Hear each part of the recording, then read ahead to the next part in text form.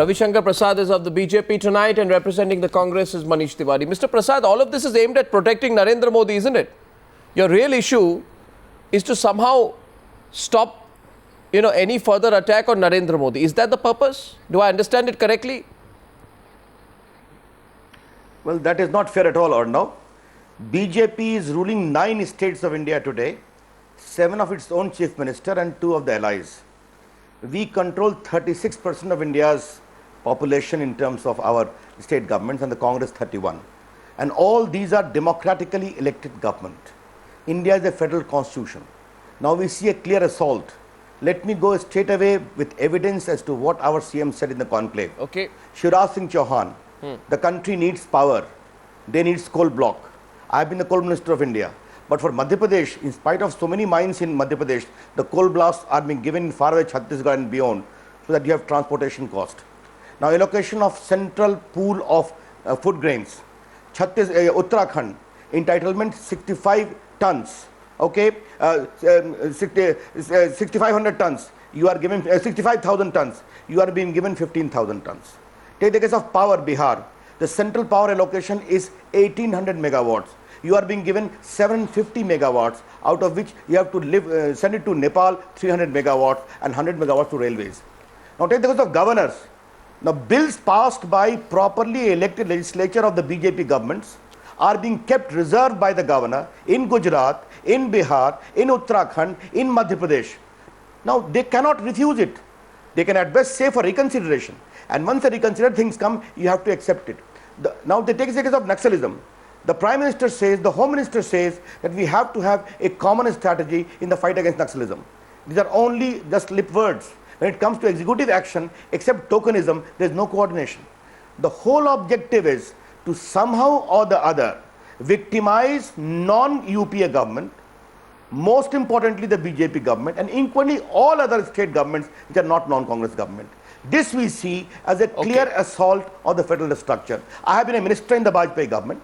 Bajpayee told us, please look to all the state government with the same standard. That is our training. Now, if this is the case, we will raise it in a big way. And lastly, the great governor of Karnataka, Mr. Bharadwaj, who has crossed all limits, is too well known. Therefore, you will be raising these issues in a very big way, because now it is crossing all limits. A question will always be about whether this will be a people's issue, Mr. Prasad. Its prices will be a people's issue, but if you go complaining and play the victim card, I'm not sure people will quickly respond. But you raised 6 issues. Arno,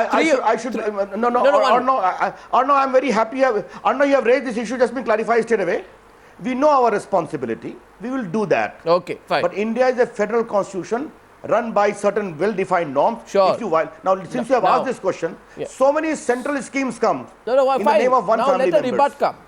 Let a rebut you impose. At least give the due share. Sure, let's be a 50-50 debate.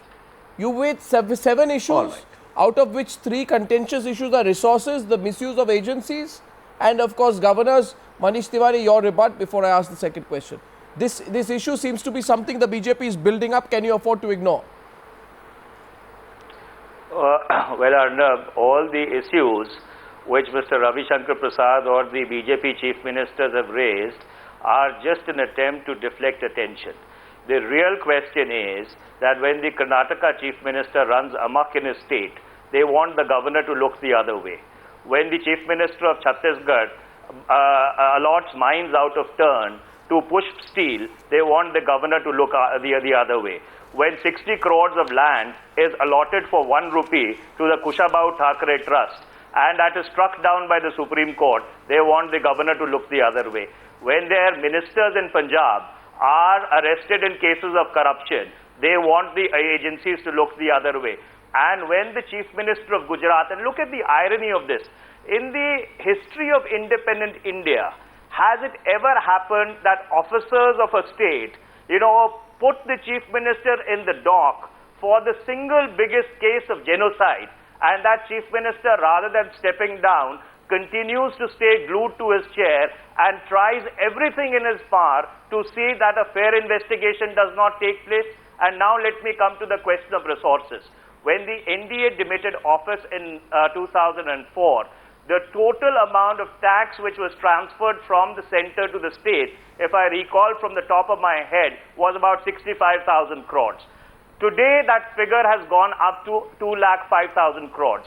Is it Mr. Ravi Shankar Prasad's case that we are giving more money to the UPA states and less money to the non-UPA states? No, because the empirical evidence does not prove that on record. Again, when it comes to 2G or when it comes to any other matter where it suits the Bharatiya Janata Party, then the investigation agencies are lauded. When it comes to WikiLeaks, you demand in Parliament that the investigation be transferred to the CBI. When the CBI arrests Amit Shah in a fake encounter case, it becomes the Congress Bureau of Investigation. So this is selective amnesia, double standards, and the worst kind of cherry picking that you can possibly see. So therefore, we are not very surprised, because this is the hypocrisy which is manifest in the entire conduct of the BJP, that when you are confronted with a charge, be brazen, be offensive, and see whether you can brazen it out. Now, I have That's been the strategy all along. I want to ask a few specific questions on both sides with your permission. You can answer, I'll ask very briefly, you can answer briefly, then we can rebut. Mr. Prasad, why is the BJP suddenly interested in the Sarkaria Commission report? Why didn't you implement it during your tenure? Is the sudden interest a result of the HR Bhardwaj episode that you've come to this late realization? The point is that in Sarkaria Commission report, the federal structure and the nature of relationship between the center and the states are too well known. Now, if the governors of the BJP states have crossed all norms of propriety, not one Bharadwaj only. I told you all the governors are keeping the bills pending. He did not reply to that. Therefore, this question is indeed very relevant. How can they do it? No, but certain sir, issues he has raised, I need to reply straight away. Sir, BJP, sir, 1 minute, sir, a rebut.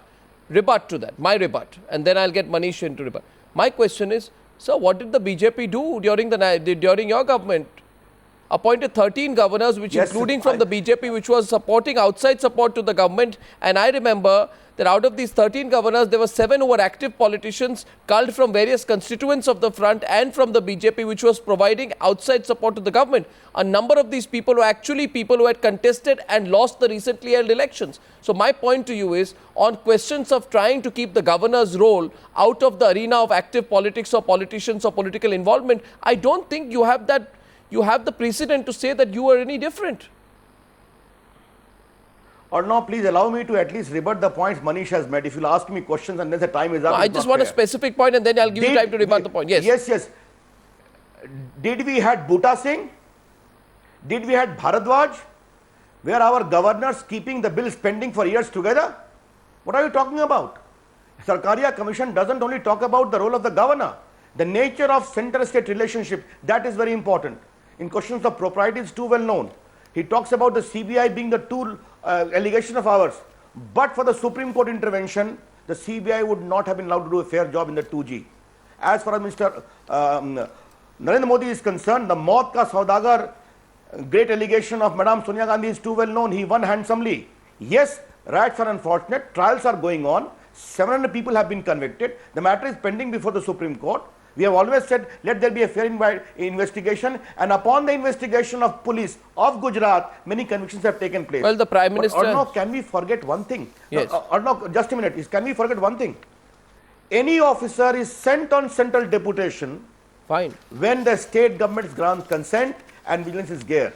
Here is a case, an officer who opens a front against Narendra Modi is revived the next day by central deputation, completely disregarding even the elementary courtesy of taking the consent of the state government. Yes. These are larger issues because there is an agenda to destabilize elected government. That is our case. And let me tell you, Congress needs to learn lessons from the past. And if it is not willing to learn the lesson, we will use all constitutional methods inside the parliament and outside. Our CMs are elected CMs. They are not on the charity of Congress. That's very important.